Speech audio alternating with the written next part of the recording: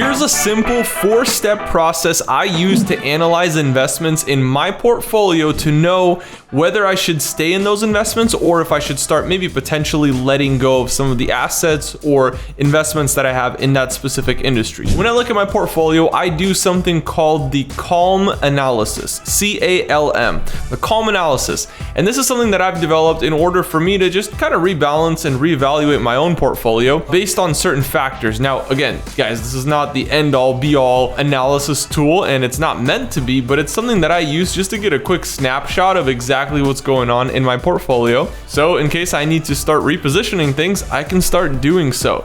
Alrighty, let's go ahead and dive right into what the CALM analysis is all about. So the first letter C, that stands for currency. It's really important to know what currency is doing in that specific sector. So I know it kind of sounds super high level, but let's talk about a specific industry so I can show you. For example, if we're talking about, let's say, luxury watches, maybe we're a watch trader, and so we want to start investing into watches. So what is currency doing in that specific industry?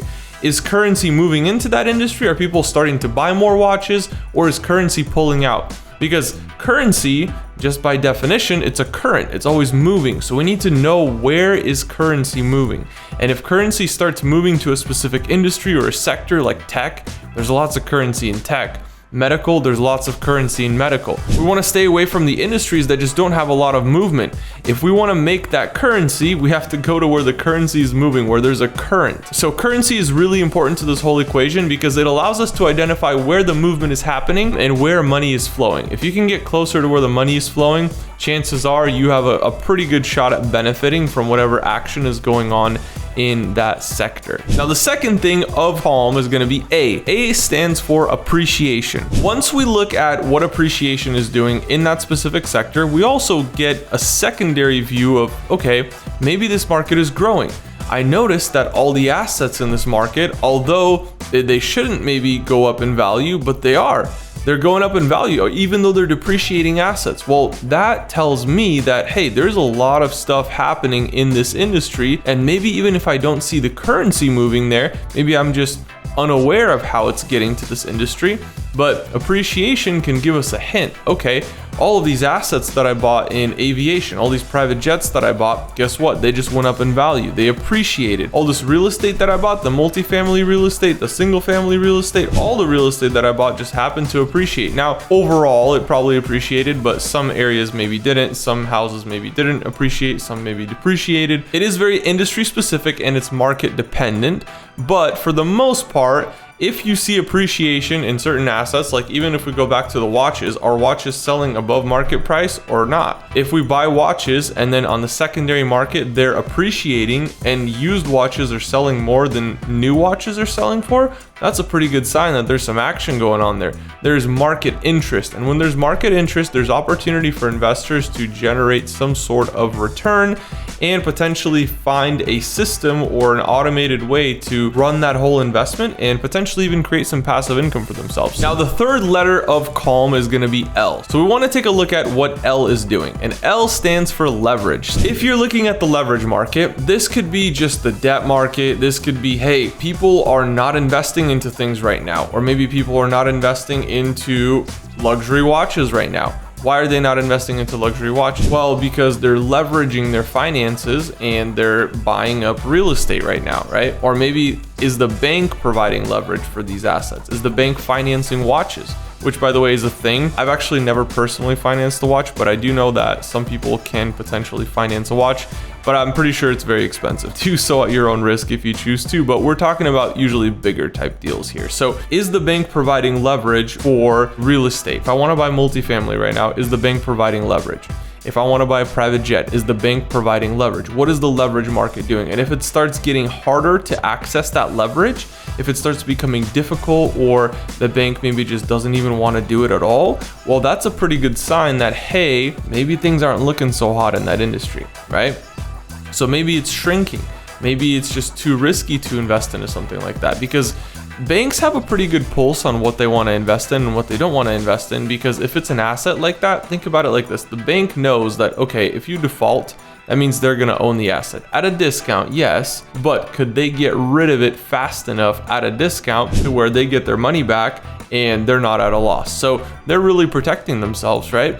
And so they want to protect themselves in such a way that they're not investing or financing things that are in the risky sectors. They want to provide loans and financing for things that are on the safer side and can generally be quickly resold if they need to get that money back. Just pay attention to what banks are doing. Pay attention to what's happening in the leverage market.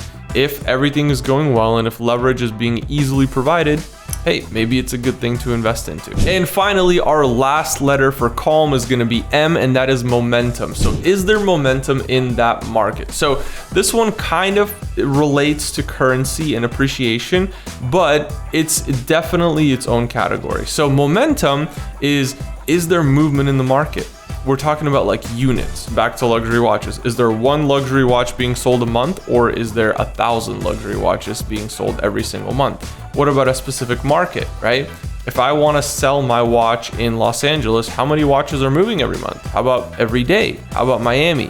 What about a different city? Maybe New York, right? We have to think about, okay, is there movement in that market? If there's momentum, if things are happening, it's really easy to win with momentum. So for example, usually we have these big runs in real estate. Let's say for 10 years, we have a bull run. It's really easy to make money in runs like that because there's momentum, and momentum is carrying you. And even if you mess up and you do something totally wrong, momentum is just going to keep carrying you because it's just moving. You can't really stop momentum. So when you have momentum in an industry, pay attention to that industry. It might be a good place to start investing in. So I watch where momentum is happening, but I also learned how to anticipate where momentum may happen in the future.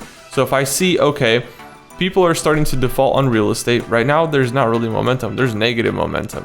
But guess what that means? If there's negative momentum, it's just a little pullback, and eventually that momentum is going to become positive again, and it's going to start going in the direction that I need it to go, and I can ride that wave. So I'm waiting very, very patiently right now for real estate deals, for different projects that I want to invest in. And at the end of the day, you can create your own momentum. One thing that I've been doing is buying up equity in companies. And when I see a company that, hey, these guys should be crushing it, they should be making 10 times more money than they're making right now, but they're lacking momentum.